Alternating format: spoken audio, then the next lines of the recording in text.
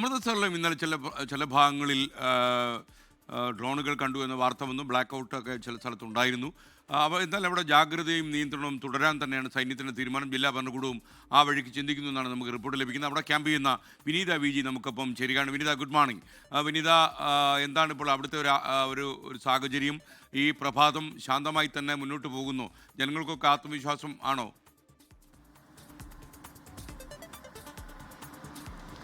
Very good morning S K. ഞാനിപ്പോൾ നിൽക്കുന്നത് അമൃത്സർ ബോർഡറായ പഹ്ലിവർക്ക എന്ന് പറയുന്ന ഒരു മേഖലയിലാണ്. നമുക്ക് കാണാൻ കഴിയുന്ന പോലെ തന്നെ ഇവിടെ ഒരു ഗുരുദ്വാരയൊക്കെ ഉണ്ട്. രാവിലെയോട് കൂടി നിരവധി ആളുകൾ ഈ ഗുരുദ്വാരയിൽ സന്ദർശിക്കുന്നതിനും പ്രാർത്ഥിക്കുന്നതിനും ഒക്കെയായി ഇങ്ങനെ എത്തുന്നുണ്ട്. ജനജീവിതം പൂർണ്ണമായും സാധാരണ നിലയിലേക്ക് എത്തിയ കാഴ്ച തന്നെയാണ് നമുക്ക് കാണാൻ കഴിയുന്നത്. രാവിലെയോട് കൂടി തന്നെ സബ്ജി മാർക്കറ്റുകൾ ഈ മേഖലകളിൽ തുറന്നിരിക്കുകയാണ്. അത് വാങ്ങാനെത്തുന്ന ആളുകൾ, അങ്ങനെ പൂർണ്ണമായും അമൃത്സർ ഒരു പഴയ രീതിയിലേക്ക് ഒരു സജീവമാവുന്ന ഒരു കാഴ്ച തന്നെയാണ് നമുക്ക് കാണാൻ കഴിയുന്നത്. ജനജീവിതമൊക്കെ ഒരു സാധാരണ നിലയിലേക്ക് ഇങ്ങനെ എത്തുകയാണ്.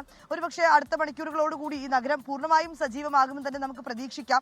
കഴിഞ്ഞ ദിവസങ്ങളിലും ഇതേപോലെ തന്നെയായിരുന്നു. കഴിഞ്ഞ ദിവസങ്ങളിലും ജനജീവിതമൊക്കെ വലിയ തിരക്കിട്ട നമുക്ക് നിരത്തുകളിലൊക്കെ കാണാൻ കഴിഞ്ഞിട്ടുണ്ടായിരുന്നു. പക്ഷേ പെട്ടെന്നാണ് ഒരു ആശങ്ക എന്ന രീതിയിൽ ഇന്നലെ രാത്രിയോടുകൂടി അമൃത്സറിലും ഒപ്പം തന്നെ ജലന്ധറിലും ഡ്രോണുകൾ കണ്ടതായിട്ടുള്ള ചില റിപ്പോർട്ടുകൾ ലഭ്യമായിട്ടുണ്ടായിരുന്നു. പക്ഷേ പിന്നീട് ജലന്ധറിൽ കണ്ടത് ഡ്രോൺ അല്ലെന്നും അവിടെയുള്ള ചില സാമൂഹ്യ വിരുദ്ധർ അവർ പടക്കം പൊട്ടിച്ചതാണെന്നും പിന്നീട് ജലന്ധർ ജില്ലാ കളക്ടർ തന്നെ അത് അറിയിക്കുകയും അവർക്കെതിരെ നടപടിയെടുക്കുമെന്ന് അദ്ദേഹം പറയുകയും ചെയ്തിട്ടുണ്ടായിരുന്നു.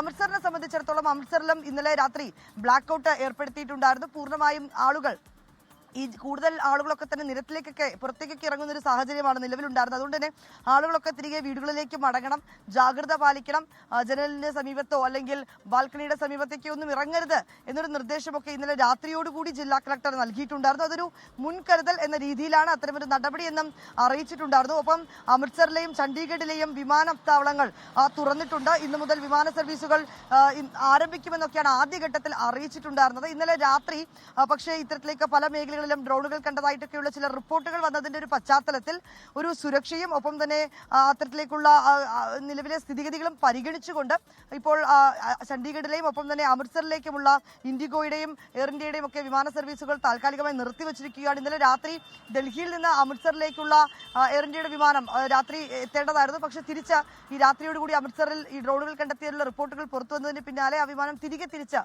ഡൽഹിയിലേക്ക് തന്നെ തിരിക്കുന്ന ഒരു സാഹചര്യവും ഉണ്ടായി. ഇങ്ങനെ സ്ഥിതിഗതികൾ പൂർണ്ണമായും ഒരു സമാധാന അന്തരീക്ഷത്തിലേക്ക് മാറുന്ന കാഴ്ച തന്നെയാണ് നമുക്ക് പഞ്ചാബിൽ നിന്ന് കാണാൻ കഴിയുന്നത്. അതിർത്തി ഗ്രാമങ്ങൾ 6 ജില്ലകളാണ് പാകിസ്ഥാനുമായി, അമൃത്സറിൽ 6 ജില്ലകളാണ് അതിർത്തി പങ്കിടുന്നത്. ആ മേഖലകളിലൊക്കെ തന്നെ ഇപ്പോഴും ജാഗ്രതാ നിർദ്ദേശങ്ങൾ തുടരുന്നുണ്ട്. നേരത്തെ സൂചിപ്പിച്ചതുപോലെ ഡ്രോണുകൾ പറത്തരുത്, ആളുകൾ ഒപ്പം തന്നെ ഏതെങ്കിലും ആഘോഷങ്ങളുടെ ഭാഗമായി പടക്കം പൊട്ടിക്കുകയോ അല്ലെങ്കിൽ അത്തരത്തിലേക്കുള്ള നടപടികളൊന്നും പാടില്ല എന്നൊരു നിർദ്ദേശം നൽകിയിരിക്കുകയാണ്. അതിർത്തി പ്രദേശങ്ങൾ ഒഴികെയുള്ള മറ്റു മേഖലകളിലെല്ലാം വിദ്യാഭ്യാസ സ്ഥാപനങ്ങൾ തുറന്ന് പ്രവർത്തിക്കും. അതിർത്തി മേഖലകളിലേക്ക് അടക്കം ഇപ്പോഴും ജാഗ്രത തുടരുക തന്നെയാണ്. ഓക്കെ, വിനീത വിജിയാണ് വിവരങ്ങൾ നൽകിയത് അമൃത്സറിൽ നിന്ന്.